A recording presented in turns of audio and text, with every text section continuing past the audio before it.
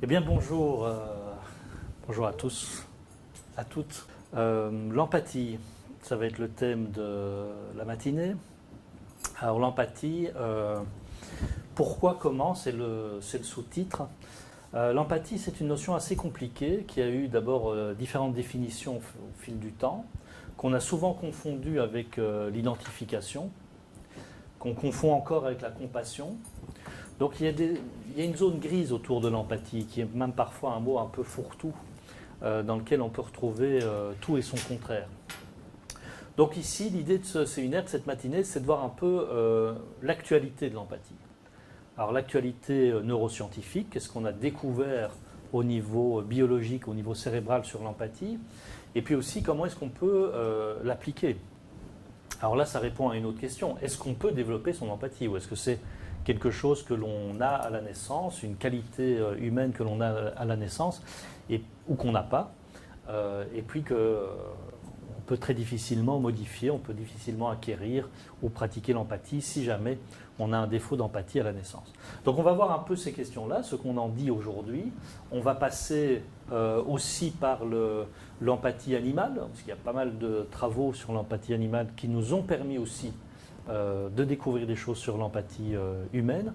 Et puis je terminerai aussi par les risques de l'empathie dans des métiers de la relation d'aide notamment, où on sollicite énormément l'empathie, où les patients sont en souffrance, et de notre côté, en tant qu'intervenant, on doit répondre à cette souffrance. Voilà un peu pour le topo général, mais vous allez voir, il y a une introduction qui va détailler un peu ça, plus en détail. Donc je suis, pour ma part, je suis psychologue, je suis président de l'ASBL Narration, qui est une ASBL de formation sur la relation d'aide en thérapie et en art-thérapie, avec notamment l'écriture thérapeutique ou les arts-thérapies plus classiques. Et on a développé aussi un pôle de cynothérapie, c'est-à-dire de thérapie avec comme médium l'animal. J'ai fondé aussi le centre Horizon Solutions, qui est un centre de thérapie brève qui diffuse l'approche de la thérapie brève, qui est une des approches que je pratique souvent, la thérapie brève orientée solution, parce qu'il y a 400 types de thérapie brève différentes. Donc la thérapie orientée solution est quelque chose que depuis une dizaine d'années j'essaie d'implanter en Wallonie. On y arrive, on a formé plus de 2000 personnes jusqu'à présent. Mais donc revenons un tout petit peu à l'empathie et ce qu'on peut en dire aujourd'hui. Alors j'ai mis 21e siècle, vous verrez, je déborderai un tout petit peu, je mordrai un peu sur la fin du 20e siècle aussi, puisqu'il s'est passé des choses, notamment des découvertes extrêmement importantes à cette époque-là. Eh bien, on va commencer par des propos que l'on qualifie de manière générale comme très peu empathiques. Alors si on devait trouver une figure actuelle de l'absence d'empathie, c'est généralement Donald Trump qui revient. Alors je ne connais pas Donald Trump personnellement, je ne sais pas s'il joue un rôle, s'il manque effectivement d'empathie, mais dans ces fameux tweets, on remarque en tout cas que la caractéristique qu'il ne met pas en avant est son empathie. Notamment celui-ci, le premier, Arianna Huffington est déplaisante à l'intérieur comme à l'extérieur. Je comprends parfaitement que son ancien mari l'ait quittée pour un homme. Il a pris une bonne décision. Quoi qu'à y regarder de tout près, ça peut être considéré comme une empathie envers le mari. Empathie ou projection. Alors, empathie ou projection.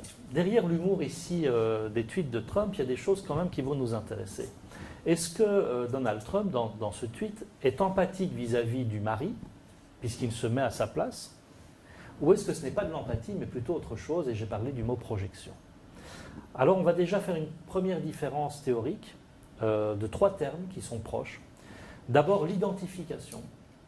L'identification n'est pas l'empathie. L'identification considère que je suis le point de référence. Quand il y a identification, ce n'est pas le vécu de l'autre qui est le point de référence, c'est mon vécu à moi. Et je me demande ce que j'aurais fait à la place de l'autre. Dans la situation de l'autre, qu'est-ce que j'aurais fait moi? Ce n'est pas vraiment de l'empathie puisqu'il n'y a pas de décentration. Je reste la référence. Alors évidemment, il y a une sorte de partage émotionnel. La situation de l'autre m'affecte. Mais en retour, c'est mon point de vue à moi qui domine. Ça, c'est dans l'identification. La projection est un peu différente. Alors, est-ce que c'est un stade supérieur? Est-ce qu'on avance de stade en stade? Ça, c'est une autre question. La projection, la petite différence, c'est que dans la projection, on considère qu'il y a deux personnes, mais que l'autre personne vit et ressent ce que moi je ressens. Donc dans la projection, c'est nous sommes les mêmes. Dans l'identification, si je devais résumer par une formule un peu choc, ce serait je suis le point de référence. Et donc qu'est-ce que je ferais dans la situation de l'autre? Dans la projection, c'est l'autre ferait ça parce que moi je ferais ça. Donc c'est pratiquement la même chose, d'où les confusions entre les termes, sauf qu'il y a déjà une prise de conscience un peu supérieure du point de vue de l'autre. Alors ça, c'est une définition de la projection qui est celle d'Olivier Chambon. J'ai oublié de le préciser parce qu'on pourra trouver d'autres définitions de la projection, mais Olivier Chambon qui a beaucoup réfléchi aux thérapies intégratives et donc aux points communs entre les différentes psychothérapies, en arrive à cette conclusion-là. Et l'empathie, ce serait, on va garder ça comme première définition, ce serait plutôt l'idée de nous avons deux vécus, nous avons deux univers, deux constructions du monde, quelle est la construction du monde de l'autre? Donc vous voyez qu'il y a dans l'empathie l'idée que nous sommes différents, comme dans la projection, mais on ne colle pas à l'autre ses propres ressentis. Donc gardons ça comme première idée de l'empathie et posons-nous la question, est-ce qu'on est plutôt dans la projection, dans ce tweet de Donald Trump? Deux autres pour illustrer aussi deux autres aspects de l'empathie. Le Mexique devenant une des nations les plus criminelles du monde, nous avons besoin du mur. Le Mexique devra payer pour ça par le remboursement et autrement. Alors on a l'impression qu'il y a sur Terre la nation américaine et la nation mexicaine, et qu'entre les deux, il n'y a pas de point commun, il n'y a pas de partage possible, à tel point qu'il faut construire un mur pour marquer physiquement cette distance culturelle, cette distance sociale entre les Américains et les Mexicains. Cette distance est un phénomène de l'absence d'empathie. C'est-à-dire que l'empathie est privilégiée par la ressemblance. Plus je me sens proche de la personne en face de moi, plus il y a de probabilité que j'ai des manifestations d'empathie vis-à-vis d'elle. Plus je me sens éloigné de la personne, moins je risque, moins je peux développer de réponses empathiques. Et donc ici, dans ce tweet de Donald Trump, on accentue les différences entre le Mexique et les États-Unis. On accentue cette distance culturelle, sociale, économique aussi. Et on utilise le stéréotype, la généralisation qui est de considérer que tous les Mexicains finalement sont presque des criminels. Et l'utilisation du stéréotype et l'accusation de l'autre est aussi un obstacle à l'empathie. Un obstacle à l'empathie que l'histoire a connu, puisque les génocides se sont nourris à chaque fois de cette notion que l'autre était très éloigné de moi, que l'autre était massivement mauvais. Donc stéréotypes, distance culturelle, ce sont deux obstacles à l'empathie sur lesquels joue Donald Trump ici dans son tweet. Pourquoi Kim Jong-un m'insulterait en me traitant de vieux alors que je ne le traiterai jamais de petit et gros? J'essaie tellement d'être son ami, peut-être que ça arrivera un jour. Alors là, il y a quelque chose de très amusant, c'est presque l'annulation rétroactive des enfants. C'est j'ai pas dit mère, donc je suis pas grossier. Et là, ici, il joue un peu là-dessus en disant mais moi, je dirais jamais qu'il est petit et gros tout en l'écrivant. Donc on voit quelque chose là aussi un peu d'un mécanisme de défense assez immature, même si évidemment il y a de l'humour derrière, mais qui n'est pas favorable non plus à l'empathie. Donc voilà, maintenant peut-être que dans la vie privée, Donald Trump est très très sympa et on verra que c'est tout à fait possible qu'il le soit. Je prends aussi des événements qui sont arrivés, que je ne connaissais pas nécessairement, mais dans lesquels il s'est passé des choses assez tristes, assez douloureuses, et je m'intéresse aux commentaires qui sont postés sur Internet. Alors ici notamment, il y a la comédienne que je ne connaissais pas, Naya Rivera, qui a disparu, qui, avec son enfant de 4 ans, a pris un bateau et visiblement les deux se sont noyés. Ce qui est une situation dramatique, même si on ne connaît pas Naya Rivera, même si on n'est pas proche d'elle, on est quand même d'accord sur le fait que c'est quelque chose qui est dramatique, qui est terrible, de perdre un enfant de 4 ans, de perdre la vie avec son enfant de 4 ans dans une noyade. Et puis si on regarde les commentaires, alors de nouveau on ne juge pas les personnes, on juge les commentaires. Si on regarde les commentaires, il y a des commentaires du style « Je persiste et je signe », sortir seul en bateau avec un petit bout de 4 ans est complètement inconscient et je dirais même débile, ne vous inquiétez pas pour ma tête, elle fonctionne très bien et largement au-dessus de la moyenne. Donc là ici dans cette réponse, ce qui m'intéresse moi c'est le « je persiste et je signe ». Il y a dans l'empathie différents niveaux, on va voir, différents degrés.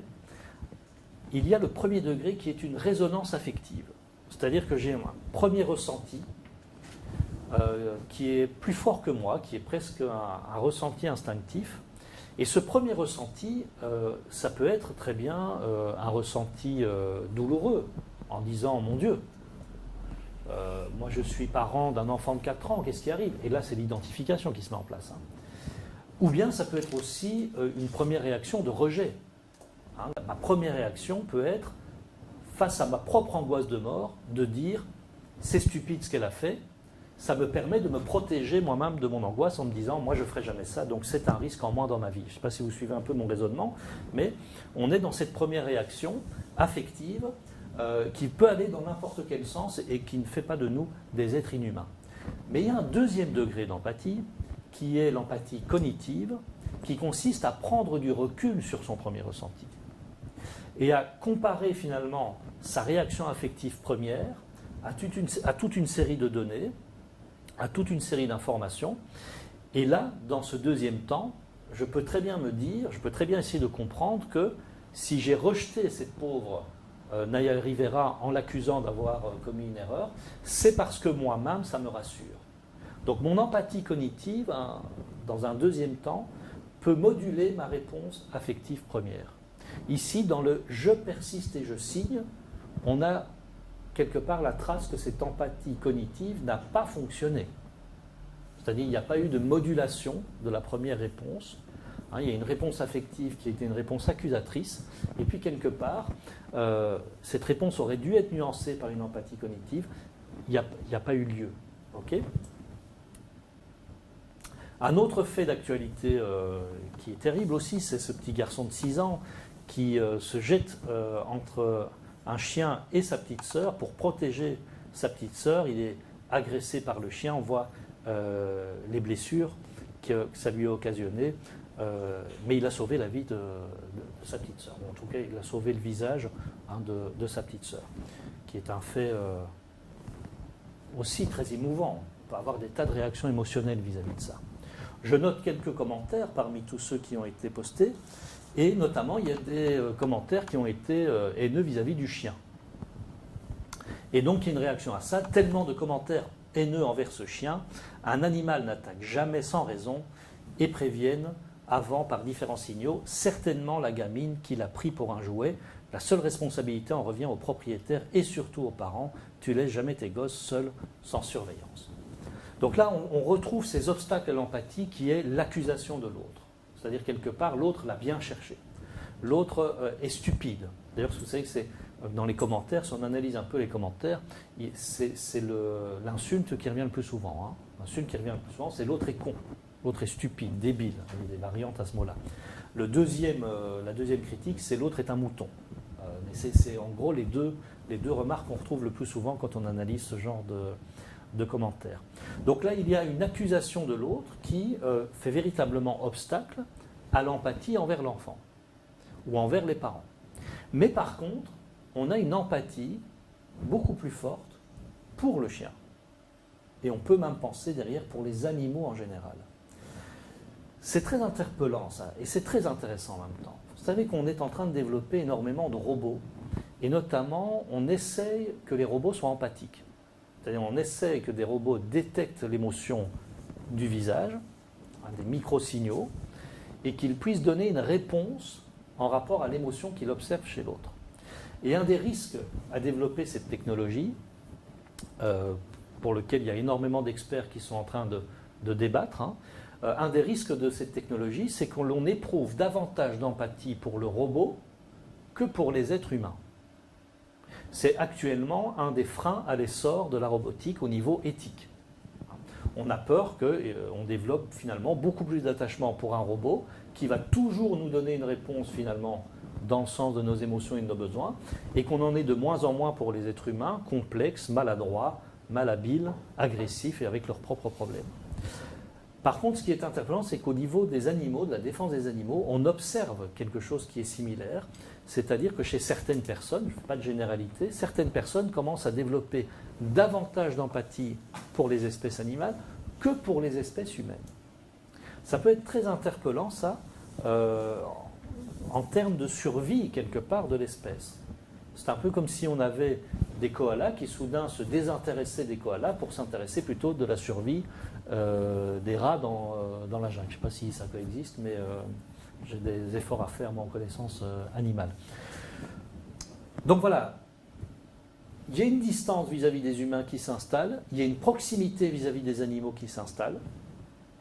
Est-ce que le fossé ne va pas s'agrandir chez certaines personnes, hein, et donc qu'est-ce que ça peut donner au niveau de la société, au niveau des relations humaines?